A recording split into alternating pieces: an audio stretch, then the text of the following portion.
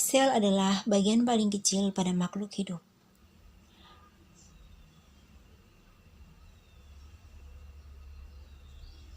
Semua sel mempunyai 3 hal kesamaan. Tak peduli jenis sel apapun.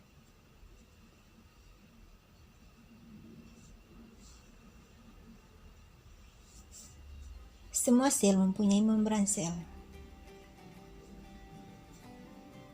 yang memisahkan bagian dalam sel dari lingkungannya.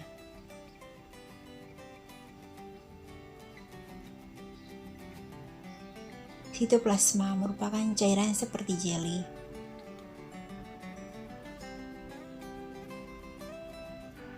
dan DNA merupakan materi genetik.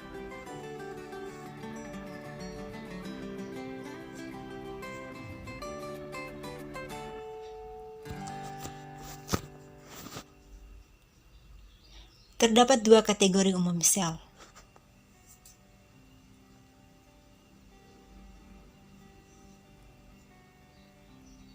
Kategori pertama adalah eukariotik.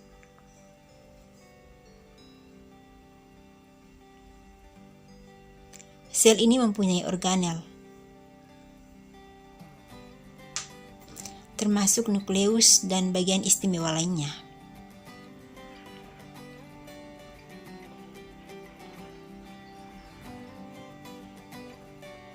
Sel eukariotik lebih canggih dan kompleks. Seperti ditemukan pada tumbuhan dan hewan.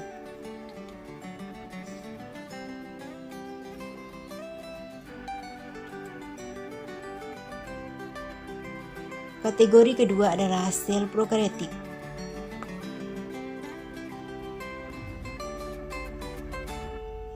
Sel ini tidak mempunyai nukleus dan membran inti.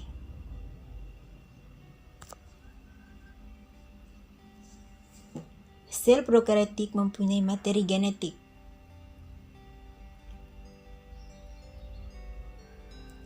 Tapi tidak tersimpan di nukleus. Prokariotik selalu berupa satu sel atau uniseluler.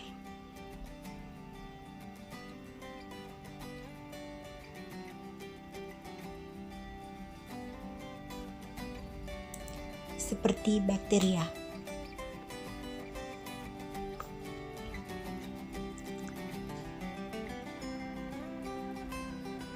Jadi apa itu organel?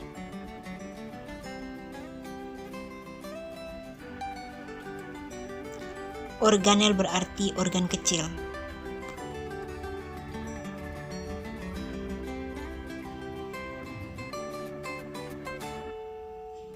Organel adalah bagian istimewa sel.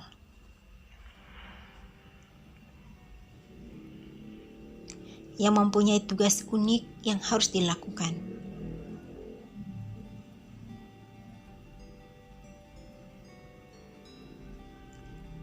Mari kita mulai dari nukleus atau pusat kontrol sel.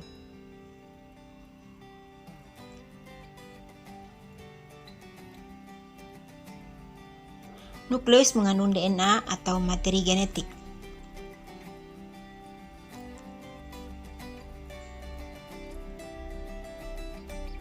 DNA mendikte hal yang harus dilakukan sel.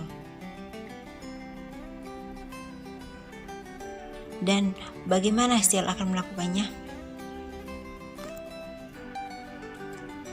Kromatin adalah bentuk kusut atau tidak beraturan dari DNA. Ditemukan di dalam membran nukleus.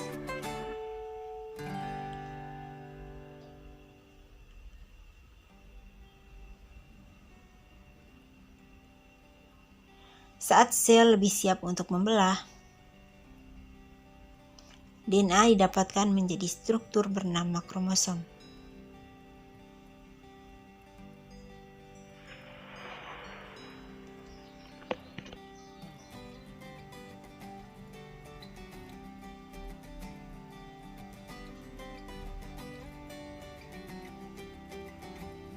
Di dalam nukleus terdapat nukleus.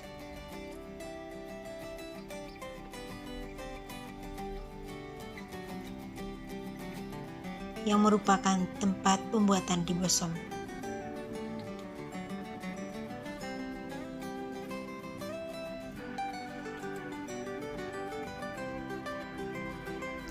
Lalu terdapat nukleus yang mempunyai tugas yang penting,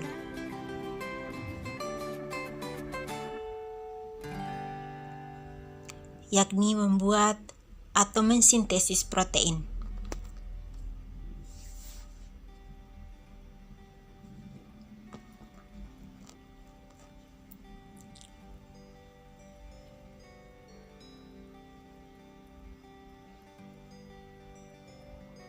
Di luar nukleus, ribosom dan organel lainnya melayang di daerah sitoplasma.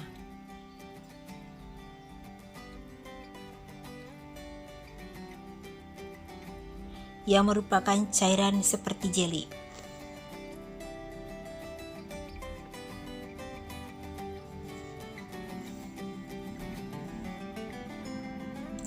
Ribosom melayang dengan bebas di sitoplasma.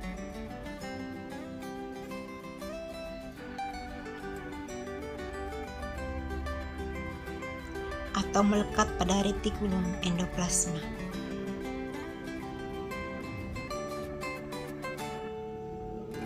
Atau yang disingkat RE.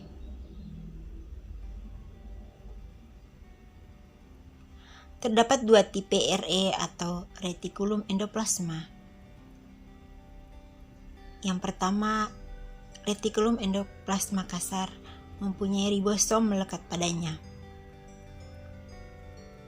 Dan yang kedua, retikulum endoplasma halus tidak terdapat di ribosom.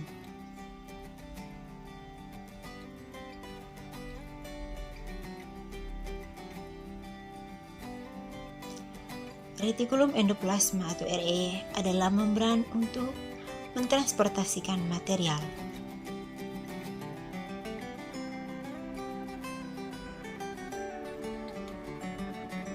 Seperti protein yang disintesis oleh ribosom.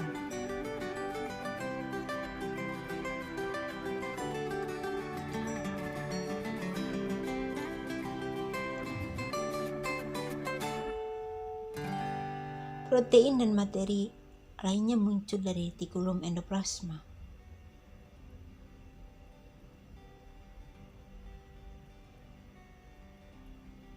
Berupa gelembung kecil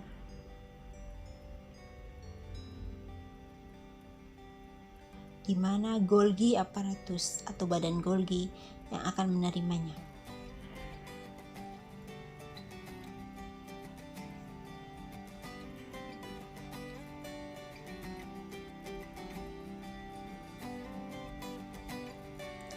Saat protein berpindah ke badan Golgi,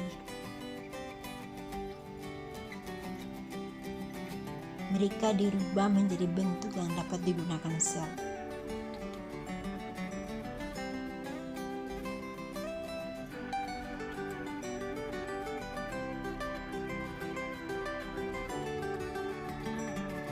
Badan Golgi melakukan ini dengan melipat protein menjadi bentuk yang dapat digunakan sel,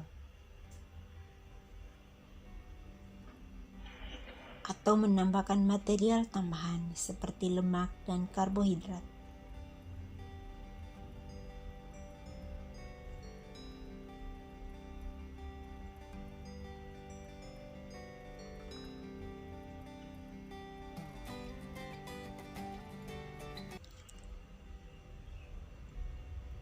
Vakula adalah kantong yang menyimpan berbagai macam material.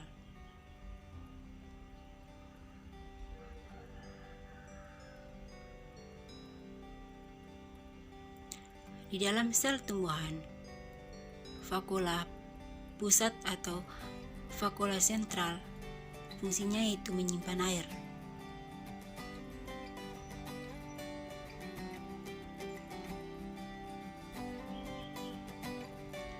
Kembali kepada sel hewan.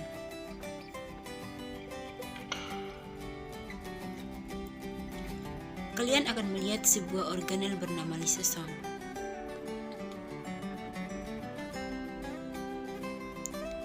Tugas lisosom adalah mengumpulkan sampah hasil kerusakan sel.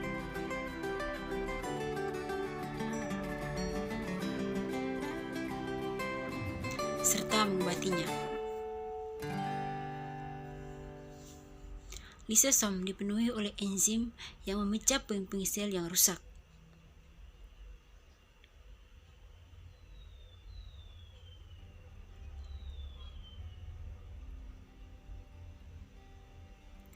Mitokondria adalah sumber atau rumah energi untuk sel tumbuhan atau sel hewan.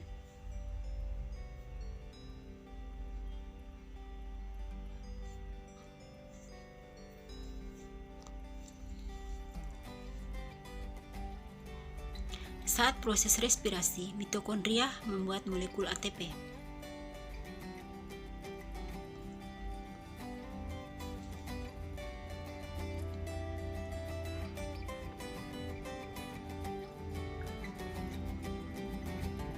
Yang menyediakan energi untuk semua aktivitas sel.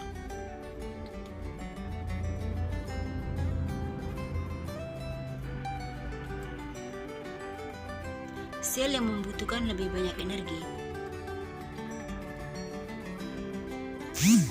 mempunyai lebih banyak mitokondria.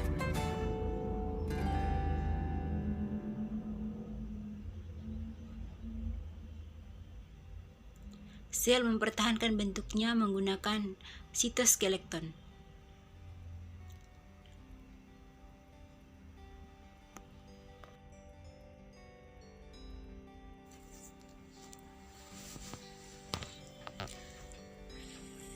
Sitoskeleton termasuk benang mikrofilamen yang terbuat dari protein.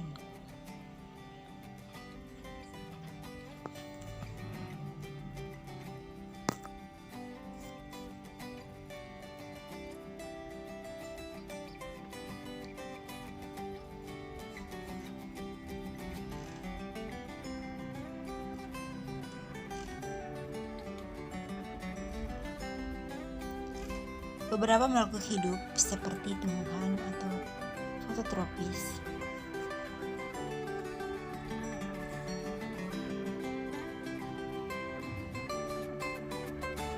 yang menangkap cahaya untuk energi.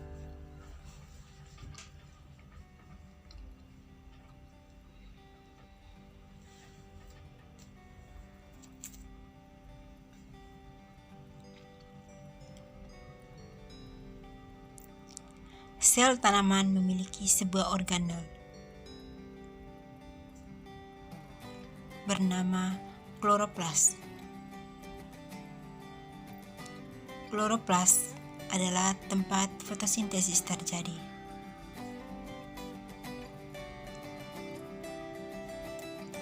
Kloroplas berwarna hijau karena mempunyai pigmen bernama klorofil.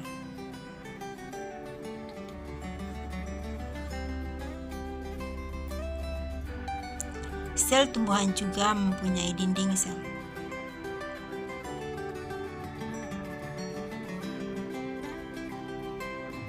Di luar membran sel yang membentuk, menyongkong dan melindungi sel tumbuhan.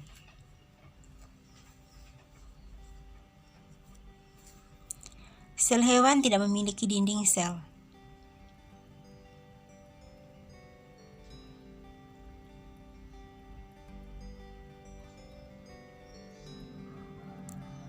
Banyak struktur unik lainnya yang hanya memiliki oleh beberapa sel.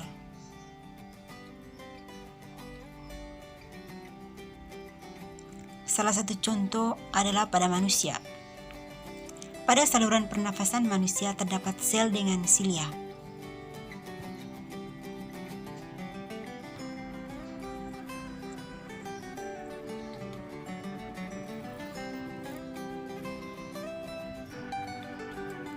Silia merupakan rambut yang bergerak dan bergelombang secara mikroskopik.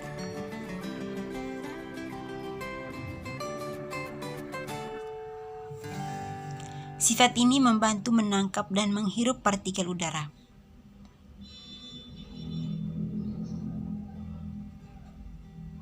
Dan mengeluarkannya lewat batuk.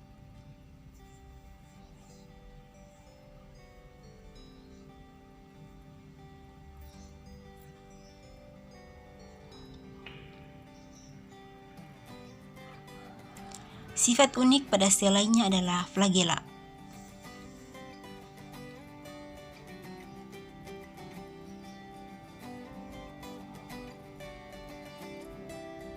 Beberapa bakteri mempunyai sifat flagela.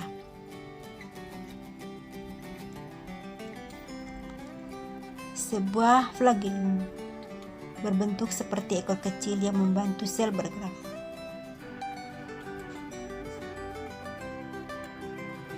Satu-satunya sel manusia yang mempunyai flagela adalah sel sperma.